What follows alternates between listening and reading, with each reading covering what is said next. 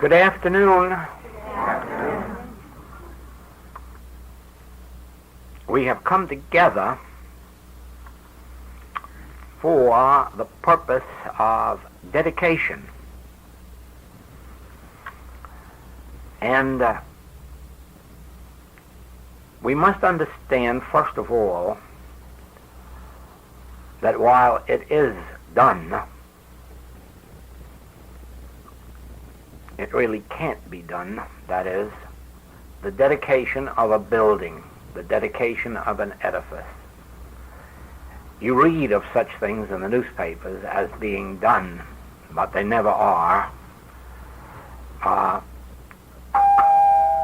Somebody is entertaining a false sense of the realities, because an edifice is a dead structure. It has no life, it has no being, it has no consciousness, it has nothing. It is an empty vehicle, and it never can be anything but an instrument, something to be used. To be rightly used, there must be a dedicated consciousness. When there is no dedicated consciousness, the building can become what so many buildings are. Whether it is a city hall, a state capitol, a national capitol, hall of Congress,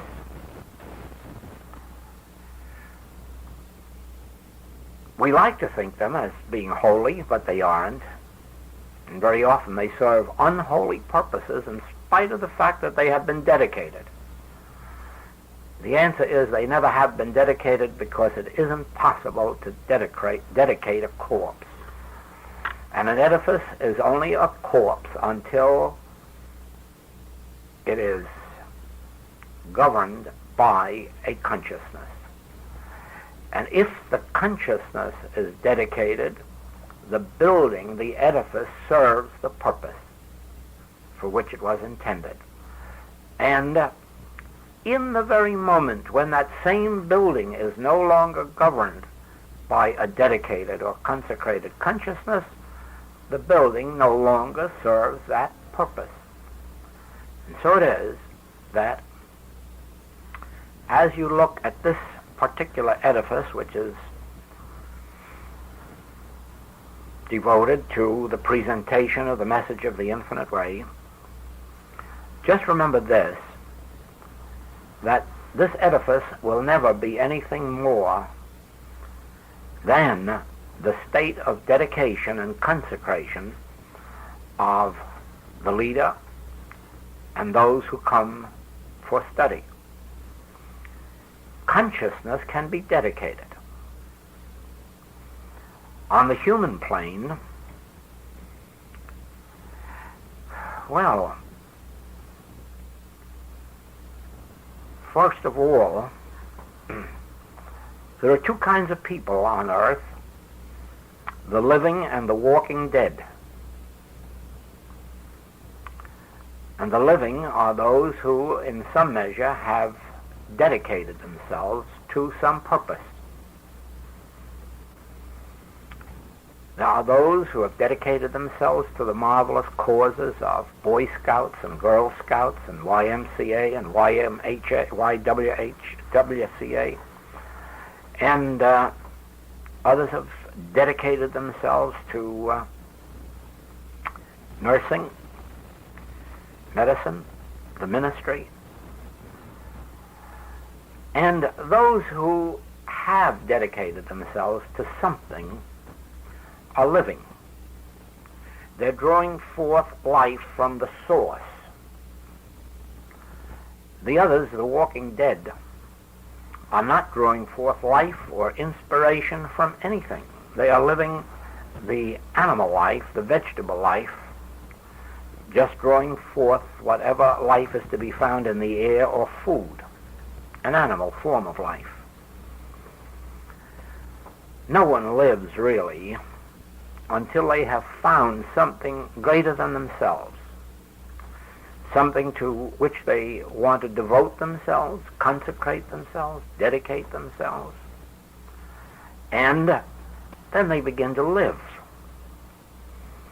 Men have really lived who originally met together to place a Bible in every hotel room in the world. And every one of the men that joined in that enterprise were living men who found a purpose in life and drew forth from life some wonderful good.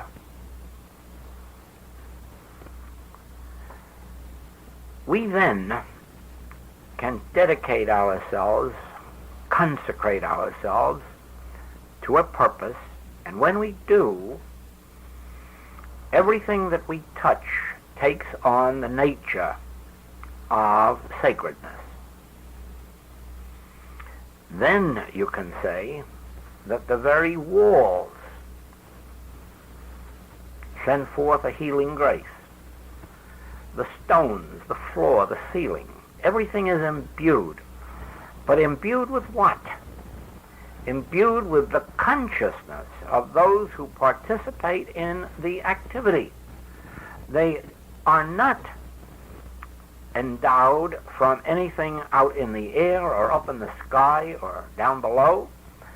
They are dedicated only by the state of consciousness within the edifice. Therefore, when individuals unite to produce an edifice that is to be devoted to a spiritual subject, you may be assured of this, that the edifice, is going to show forth the nature of their dedication, those who have participated in it. If we find in the building, in the rooms, beauty or harmony or healing or comfort, it isn't from the room, and it isn't from the furniture, and it isn't from the colors or the combination of colors. It is from the consciousness of those who have united to produce this effect. So it is, if an edifice of this nature is to serve its purpose, those who participate must not look to the infinite way for their blessing, but to the consciousness of the individuals who participate in the activity of the infinite way, for that is where the blessing is to be found. It is not to be found in its books, it is not to be found in its tapes, it is to be found in the consciousness of those who have produced these. It is for this reason that those who become active in a work of this nature, any spiritual work, must understand the need for fitting preparation of consciousness. In other words, we give forth no more to our activity, to our students, to our patients. We give forth no more than what our consciousness is. And if we allow our consciousness to be burdened with human affairs, if we allow our consciousness to be penetrated with the appetites of this world, then of course we have that much less to give. Now remember that I do not mean refrain from the activities of this world, because above all things this message demands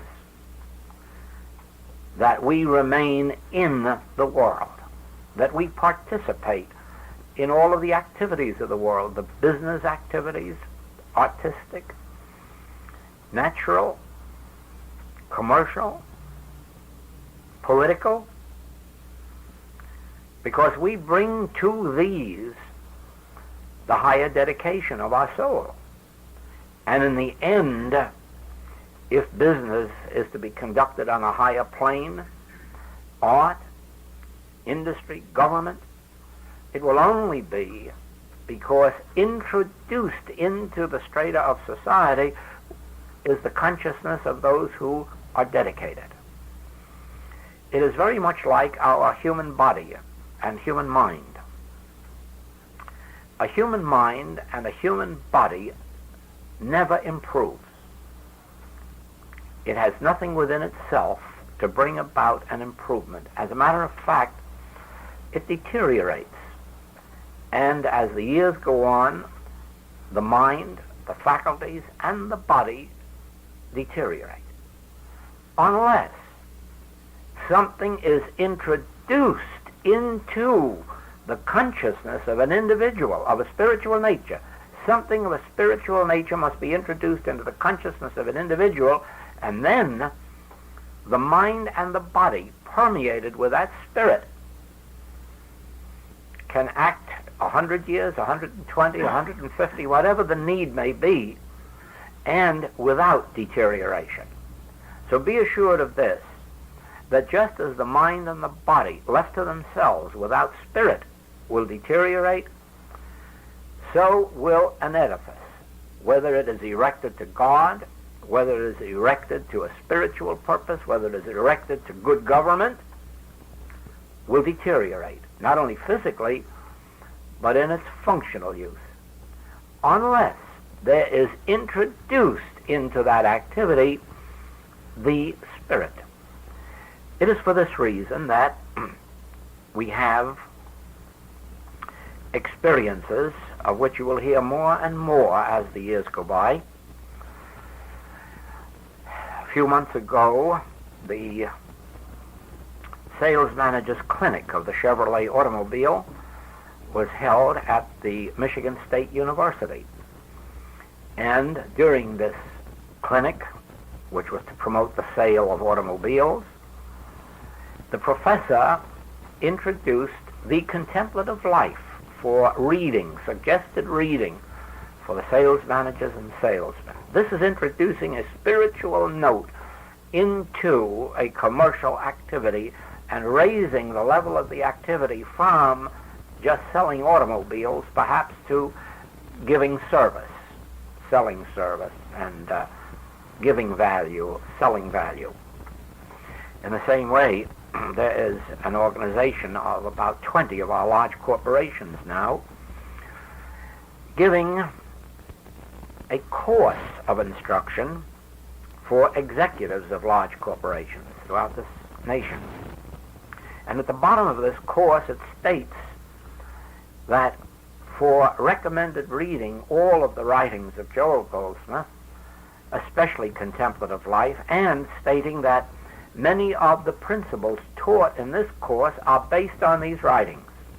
Now here again is introducing spirit into industry, into the consciousness of those who govern industry. And you can be assured that industry is going to rise no higher than the consciousness of those who participate in industry. And therefore, if you can introduce a spiritual note into industrialists, whether at the highest level or lowest level, when you can introduce the spirit into someone in the government, you can't introduce it into the government, but only into someone or more in the government, you eventually bring about that condition of industry or government or art or profession, which is so much to be desired: honesty, integrity, fidelity, doing unto others as we would have others do unto us, loving our neighbor as ourselves. None of this can be accomplished without introducing a spiritual note. No one can introduce a spiritual note except someone dedicated to the Spirit. Now at first, we undertake an activity of this nature for some reason peculiar to the individual. Each one enters a work of this kind for a different reason. Some are forced into it against their will. Others enter it very willingly and very gladly. Others enter it prematurely. Each one has some reason that places him into it. But the main point is this.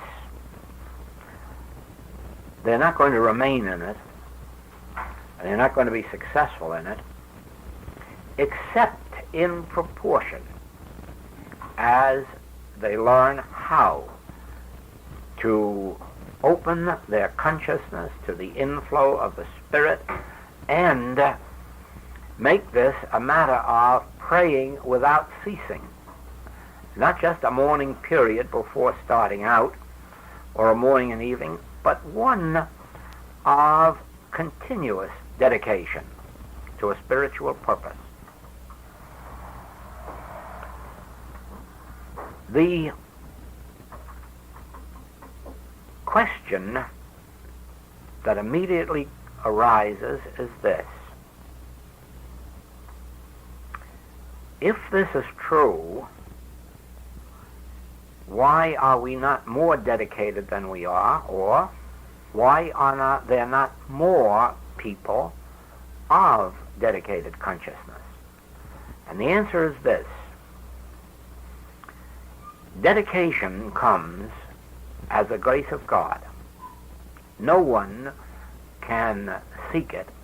They may desire it, but that's as far as they can go. No one can strive or struggle for it because it isn't won that way. It comes as a grace, and that grace comes with our preparation. You know, as you travel the European countries,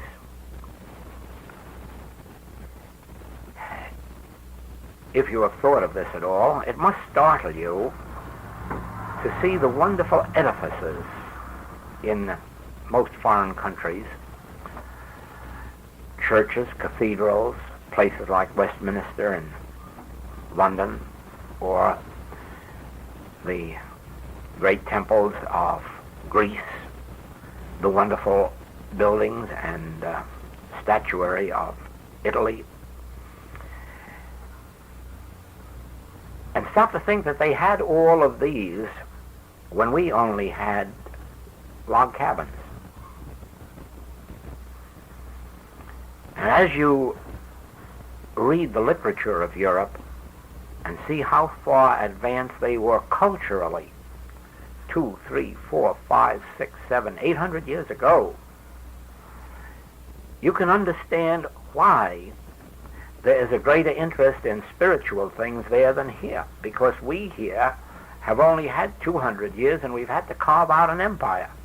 We've had to lay railroads from coast to coast. We've had to build farms. We've had to build industries. Our whole attention here for 200 years has been on the building of a nation, and mostly economically, structurally.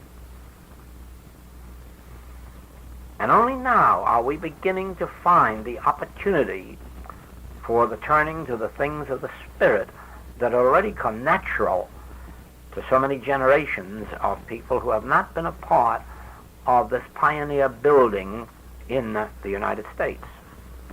It is for this reason that there have been so few mystics in this part of the world and so many in other parts of the world.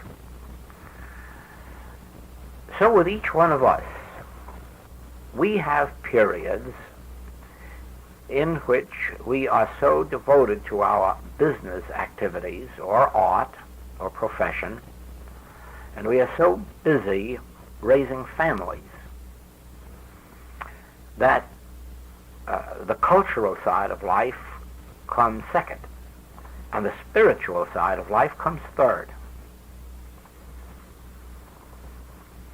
For this reason, most people come to a spiritual way of life rarely before middle age. Usually by the time the children have grown up, or the business has gotten on its feet, or the profession is established. Now, we are coming into another age in which we start with the children before they're born and lead them into the spiritual life. And the reason is that by now there are enough grandparents and parents in this nation ready to include the spiritual life as a part of their daily life. In past generations, it has been very much neglected, not only here, but in other parts of the world. But until we bring the spiritual factors of life into our experience, we are not the whole man. Now, it is only a few generations ago that we had only physical men. The mental side of man was practically unknown, with the exception of a few artists and writers. The mental side of man was almost unknown. He was a physical being. And then a few decades ago, we began to understand the nature of the mind, and we entered into a more mental period of life. And from then on, we have had this whole era of inventions, science, discoveries, all of which come out of the mental realm. Then we had to pass from that, not leaving it behind, remember, but going a step further into the spiritual, because you do not have man until you have a soul, a mind, and a body. In the way the human life has been lived, we started with a physical man, a physical baby. And we tried to instill something of the mind into them, something of discipline, art, science, culture, music.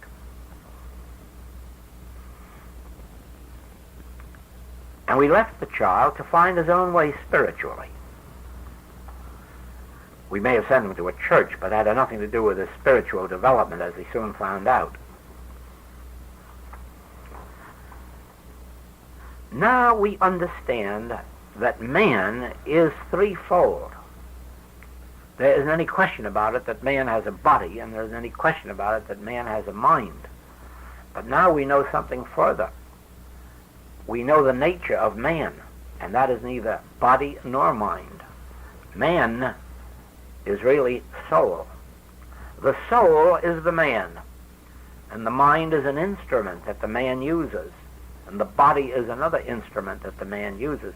And when the soul is awakened to its spiritual capacities, it uses the mind for clean, intelligent purposes, and it uses the body for clean, intelligent purposes and healthful purposes.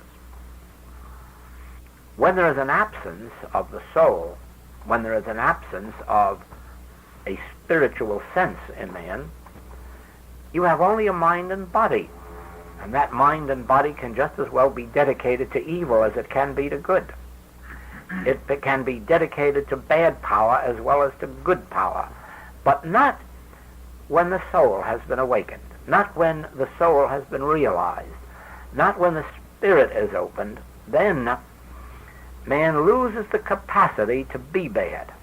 He loses the capacity to use his mind or body for erroneous purposes. He has no choice. Sometimes it is thought that man has a choice as to be good or evil, or to be spiritual or not spiritual, but he has no such choice. As long as his soul faculties aren't awakened, he has got to live in the realm of mind and body, and it can be bad or good, or a combination of bad and good. But once the spirit is awakened, once one has received the tiniest bit of dedication, the mind becomes a purer instrument, the body becomes a purer instrument, and as we will discover, we will be enabled to use mind and body unto a far greater age than our past generations.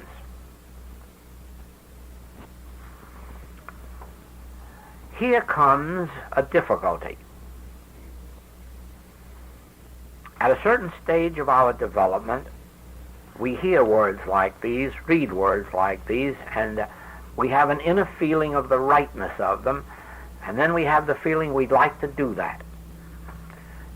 and tomorrow we start our regular business lives and we find it's well nigh impossible. It sounded so well today, it sounded so easy today, and so desirable. But tomorrow when we have our relatives on our neck and our bosses and the rest, then it becomes an impossibility. And here is where, in the beginning, it is necessary for us to make a choice whether or not the goal is worth striving for.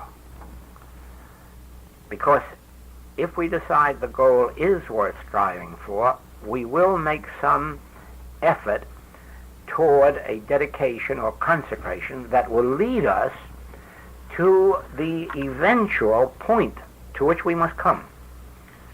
And that is to where we realize the futility of our own dedication and devotion and consecration, and realize that unless we have been dedicated by God, all of our self-dedication is going to come to a very quick end. However, it is a step that each one of us has to take. We have to make the decision to be worthy. We have to make the decision to try to practice principles. We have to make the decision to remember consciously. And then as time goes on, it gives the opportunity, it provides the preparation for the entrance of God. And now that brings us to an essential point of our particular work in this message. It starts with the master statement, I stand at the door and knock. First of all, we have to put the book away, even the Bible, and ask ourselves what this means. I stand at the door and knock. It has no reference to Jesus because he was crucified 2,000 years ago, and according to the reports, he ascended on a cloud and went out of sight, and he hasn't been seen since.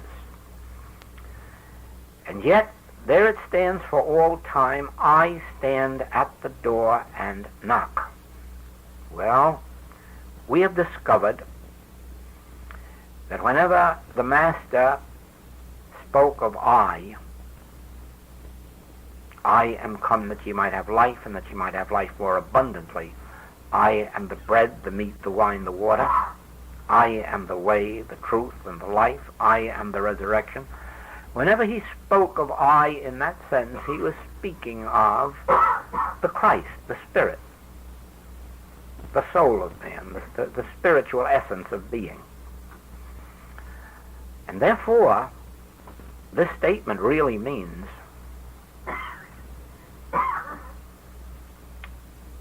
that my soul, my purified self, not purified self, no, my pure self, that which was never impure, that part of me which is really divine, the I of me, the soul of me, from before my birth, this spiritual presence and power was standing here at the door of my consciousness, seeking entrance. Through ignorance, spiritual ignorance, religious ignorance, we didn't know that. Therefore, we lived out here in our lives with whatever occupied us. We went through some very nice experiences. We went through some very bad ones. We went through some very rich ones and very poor ones, very pure ones and very sinful ones. And all the time we could have avoided it all and had nothing but heaven on earth. But no one told us that the soul of man, God is the soul of man. And this soul of man, his own soul, is always standing at the very door of his consciousness, knocking for entrance into the mind and body, trying to take us over and live our lives, to bring us to the place that Paul came when he said, I live yet not I, Christ liveth my life. And this same Christ or Son of God, the same Spirit or soul, is waiting to take over our lives and govern it and make the crooked places straight, go before us to prepare mansions for us. But we don't know that. We haven't been taught that. And so we struggle. But now through spiritual revelation, we know that I do stand at the door of your consciousness and knock. I, your soul, your divine self, is knocking at the door of your mind, seeking entrance, to take over the government of your mind, to consecrate your mind to itself, to its uses instead of to your uses, to consecrate your body to its uses, not to your pleasures, to take over your home, your residence, your business office, and consecrate it to its purpose. Ah, if you could only know what a new sense of life this awakens in us. Once we know that my body is the temple of the living God, therefore my body should not be at my disposal for my particular use, but should every day be dedicated to God for God's use. My home should not be my palace. My home every day should be turned over to God, that God may take that home and use it for God's purpose. My talents, whatever they may be, came forth from God. One has an artistic talent, one has a scientific talent, an inventive talent, another has an industrial, a commercial talent, a money talent, a government talent. But the difference that comes into a person's life when they turn their talent back to God and their home and their mind and their body and let God dedicate it to God's own use, that I may be a fitting instrument for the divine. Now, life becomes something entirely different, because I begin to perceive, even if it's only through a glass darkly at first, I begin to perceive that there is a purpose in life of which I had no knowledge. For instance, all of these centuries, the suns and moons and stars and planets that have been floating around up there in space, and as far as we know, for no good reason, and held together by no specific law. Now all of a sudden we come into an age when we are beginning to perceive that there is a law that keeps the stars in their courses, and this must be for a purpose. And then we discover, why, yes, the sun is there to give us just the right amount of heat, and it's kept far enough away from us, so forth and so on. Everything has its purpose, but everything has a purpose that was divinely ordained. It was not ordained by man. Someday we will discover that all of these things that we today misuse, as we so often misuse our railroads and airplanes and telephones and telegraphs,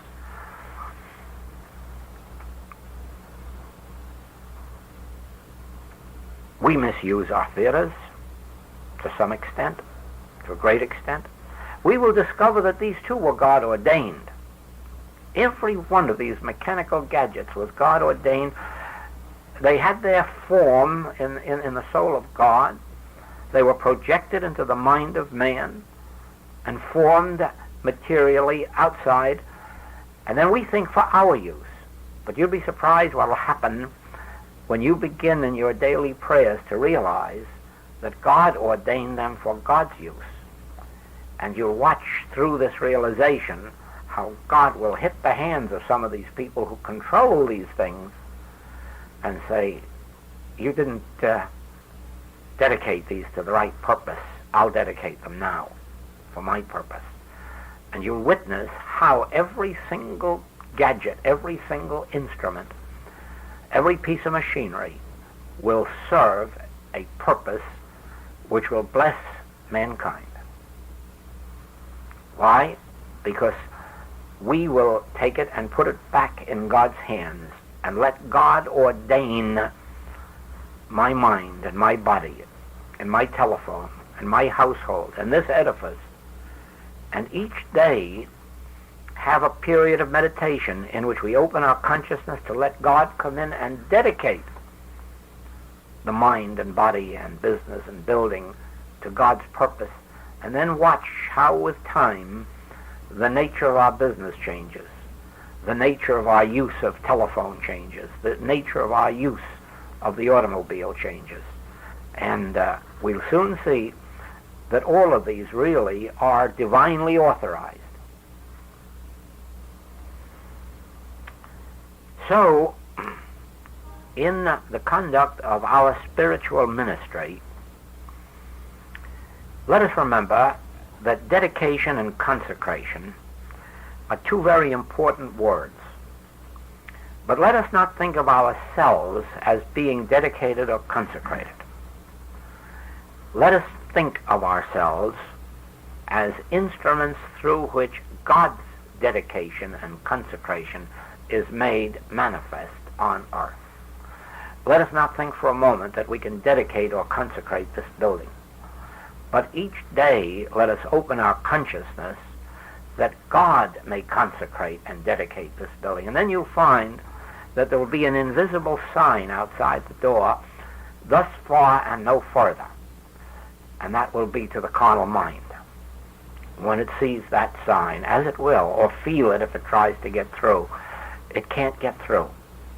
It just cannot get through, because God has ordained this edifice unto himself, has consecrated and dedicated it unto his use. And no weapon that is formed against thee shall prosper, if and when thee has surrendered thyself to God's dedication.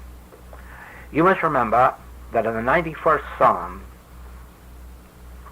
it did not say that these evil things will not come nigh the dwelling place of everybody. Only those who are dedicated, consecrated, who live in the spiritual place of the Most High. And the Master, in the 15th chapter of John, did not say that God is going to bless all of you and that God is going to prosper all of you. He never said this at all. He said, if you abide in me and let my words abide in you, then you will bear fruit richly. In other words, when you permit God's dedication to take over your mind and your body, and remember several times a day that the mind and the body are really to serve as God's instruments, you'll find that we ourselves will make less use of the mind and body, and God will make more use of these. So too, we do not make a place holy. We do not make a building holy. But by opening our consciousness, we let God in, and then God makes it holy. And so we come back to this. Every day there should be a period in which we remember the statement, I stand at the door and knock. And then close the eyes, turn within, and remember that through your mind, by opening yourself, speak, Lord, thy servant heareth. You invite God in. You say God is within? Of course. God is neither within nor without, because God is nothing of a material nature. So God cannot be within anything, God cannot be without anything. These are terms that we use to explain omnipresence, because omnipresence is the only word that adequately describes the nature of God in this respect. Omnipresence. within, without, above, below, permeating. Therefore, since God, infinity, is omnipresence, the moment I open the door, I can see my mind as the door. This infinity floods me. Then I am under grace. The grace of God is the wisdom that comes through. The grace of God is the presence that comes through. The grace of God is the power that comes through. The grace of God is what gives me my motive. And it also gives me my reward, recognition, fruitage. But I have a part to play. You'll find that as you are raising your children, that unless you do teach them to close the eyes and open the mind, that all the good they will have in school is their own brain, or lack of it, their own degree of intelligence, or lack of it. But as you do teach them that their mind and body are but instruments of God, but you must consciously give your mind and body to God. You can't take it for granted, because it isn't that way. You must abide in the Word and let the Word abide in you. You must consciously speak, Lord, thy servant heareth. I know thou art knocking at the door of my consciousness. I'm opening my consciousness. Take over my mind and body. Be my soul. Be my life. Then you find that you can go for hours, rightly guided and directed, benefited, blessed. Then comes another period of renewal. Always remembering, I stand at the door of knock. God, the infinite, the eternal, the immortal, the supreme, God fills all space, omnipresence. And as I open my consciousness to receive God, the Word abides in me, and I abide in the Word, and then I'm permeated with God consciousness. My mind is dedicated, my body is dedicated, my business is dedicated, my home is dedicated, my art, my talent, my everything is dedicated, and God is using it for its purpose, for which I am an instrument. For it is truly revealed that God exists as man, and we can only love God supremely in loving man. We can only serve God in serving man. For if you say that you love God and do not love man, you are a liar. And if you think you are serving God when you are not serving man, you are a liar. For the only man there is God manifesting himself as the Son of God. For God the Father and God the Son is one. Inasmuch as ye have done it unto the least of these my brethren, ye have done it unto me. For I and the least of these my brethren is me. I in him, and him in me. I in you, and you in me. We are one. Therefore, because of an occasion like this, when an edifice has been set apart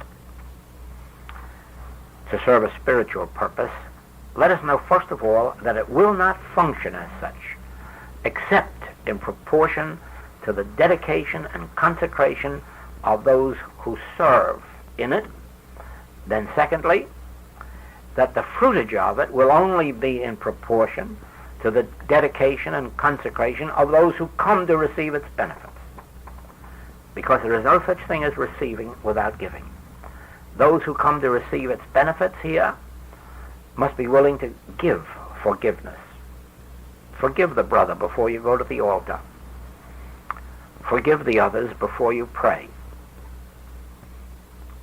Serve in some way your fellow man, in whatever way it may be shown to you, but serve him. Because inasmuch as ye have done it unto the least of these my brethren, ye have done it unto me, and then you have allowed me to enter you.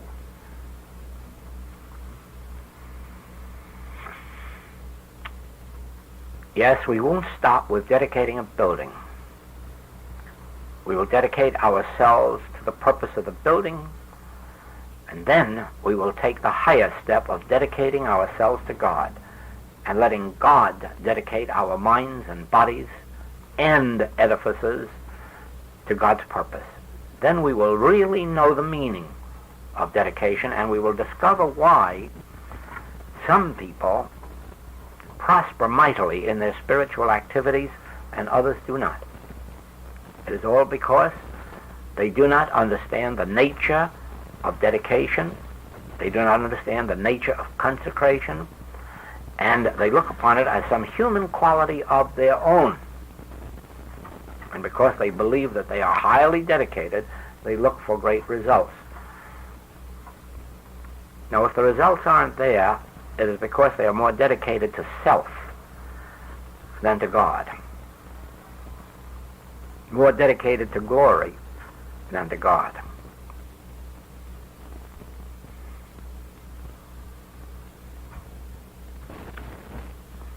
In this, I hope you see that the mind and the body of a man or woman, separate from spiritual grace, is really the mind and body of the walking dead, and that they do not truly live until the Spirit has entered. Then life has a purpose, life has a meaning, because life can now express itself through the individual to the least of these, my brethren. It isn't enough to be good to our families. It's really not enough, because I think even most of the animal world is that. There has to be a higher dedication than to one's own family. There must be a dedication to others, and sometimes even to the least of these, my brethren. But there'll be no true dedication unless we understand it to be not my dedication, that's promoting the ego, but letting myself be free for the spiritual dedication, the God dedication. Let that come through, that God may bless all who touch, who reach my consciousness.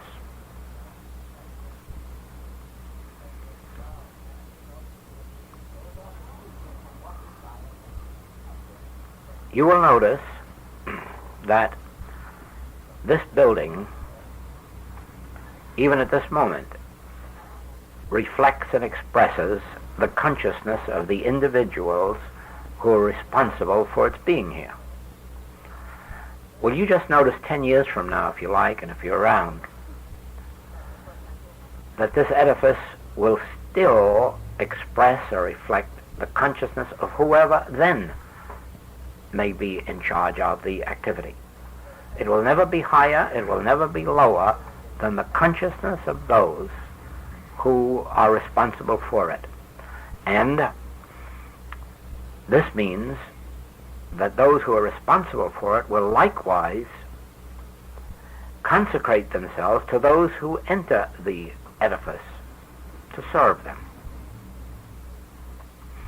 The amount of good that an individual will get who comes here depends then not on those who are in charge, but on the givingness of those who come to receive. Because those who merely come to receive loaves and fishes, who believe they're going to benefit by coming here, are, I'm afraid, going to go away empty-handed. Those who come with a gift in their hand, a gift of love, a gift of forgiveness, a gift of service, a gift of dedication in some way, they will walk out of here with the fruits of the soul of those who are in charge. It always takes two to make a bargain.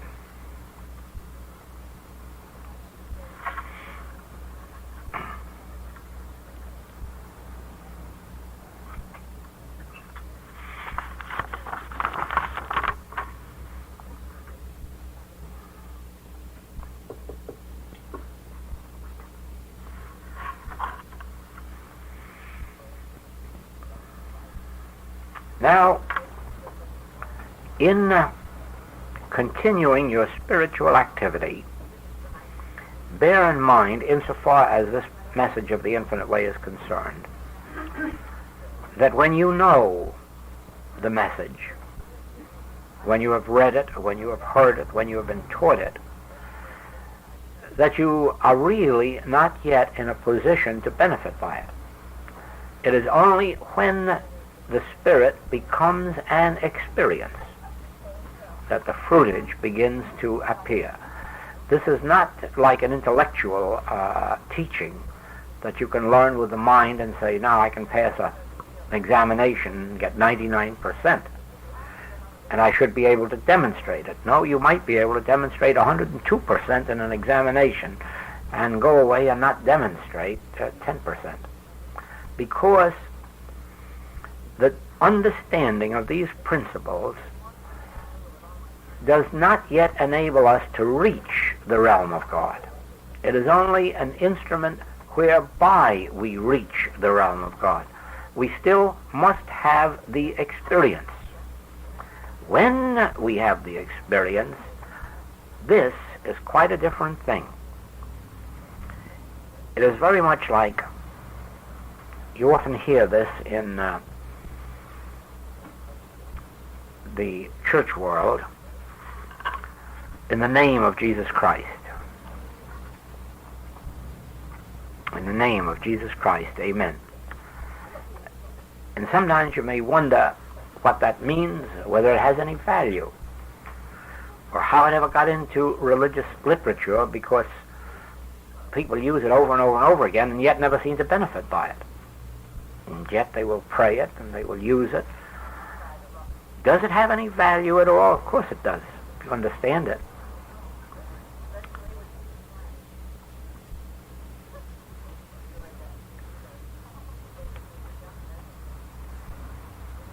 You see, when you look at this body sitting up here, you are not seeing me. All you're seeing is my body, but not me. I am looking out at you, but you can't see me. In the same way, I can't see you either. You're looking up here at me. All I can see is, I can see you looking through your eyes, but I can't see you. Now, this I that I am is eternal, is immortal, and will live forever. And it makes no difference whether you destroy this body or not, or whether time destroys it, or disease destroys it, or accident destroys it. Don't ever think for a moment that has anything to do with me. I will go right on, as you will, because I am an individual, incorporeal, spiritual, an offspring of God. And I am not locked up inside this body. I'm far too infinite to fit into any size body. And because of this, regardless of what happens to this body, I will go on. Not only I will go on, but I will go on as I am at this particular level of spiritual consciousness and continually ascending. From where I am now, every day must come forth some measure of ascension, growth, deeper unfoldment, and this will go on for centuries, for eternity, as I will go on for eternity. Well, so it is. Jesus Christ, during his period on earth, attained a certain measure of spiritual development. Probably the greatest, if not one of the greatest, ever known on earth. Now, the fact that his body was removed has not removed him. He still functions. You can't stop Jesus Christ functioning any more than you can stop yourself functioning or stop me functioning. You can't do that, for I am life eternal, and I go on forever. And Jesus Christ has gone on forever. And those who use this in the name of Jesus Christ, if only they realized that it's really true, that the consciousness of Jesus Christ is just as omnipresent now as it was 2,000 years ago. And it's just as omnipresent in California as it was in the Holy Land. Sometimes we think that maybe California isn't holy enough to hold Jesus Christ, but I can tell you that the Holy Lands were far less holy than California in Jesus' day. It was a very unholy place to be, the Holy Land. Oh, they had lots of religious temples, as they have today, but they had all the rest, too.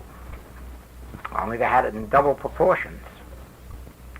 We are only amateurs in sin in comparison to those of 2,000 years ago. But the attained degree of spiritual consciousness of Jesus Christ has never been entombed in any grave, has never been entombed in any slab. Never. That is as omnipresent now as it was then. And you know what he said of it then? Before Abraham was, I am, and unto the end of the world I am with you. Well, we're not at the end of the world yet. And therefore, that same consciousness is here with us. And therefore, the sacred part of us is our self, our consciousness. That part of us which is here, there, and everywhere, and which blesses in proportion as we permit God to dedicate the mind and body to God's purpose. Then, I can assure you, you are going to discover that your homes will be holier, your business will be holier, your banks will be holier, when man has opened his consciousness to let this divine consciousness permeate, dedicate, consecrate. And then you'll find that everything will be raised up to the spiritual level of service.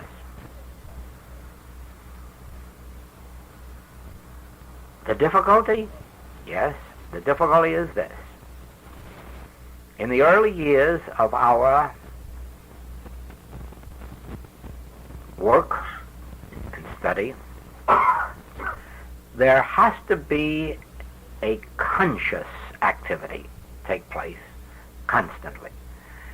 In other words, we have to wake up every morning, and before we get out of bed or within a very few minutes after, we must remember that I stand at the door and that here it is early in the morning and I'm dedicating this moment to opening my consciousness to thy presence, to thy grace. And probably before noon we'll have to steal away for a few moments again to let God consecrate our minds and bodies to God's use, and our business and our homes. And so it is that for quite a few years, it's a conscious effort of remembering many times a day to open ourselves to divine dedication. But it's only the first 100 years that are hard. After that, it gets to be a natural thing to live in this consciousness. Just those first 100 years, they are difficult, but they pass quickly. They pass quickly. You'd be surprised. Do you know how many million years have passed since there's been God on earth? And just think of a little tiny 100. It's really nothing. When then our consciousness is dedicated and consecrated to God, our mind, our body, our edifice, our home, our business is likewise dedicated, and that is the goal of life. Thank you.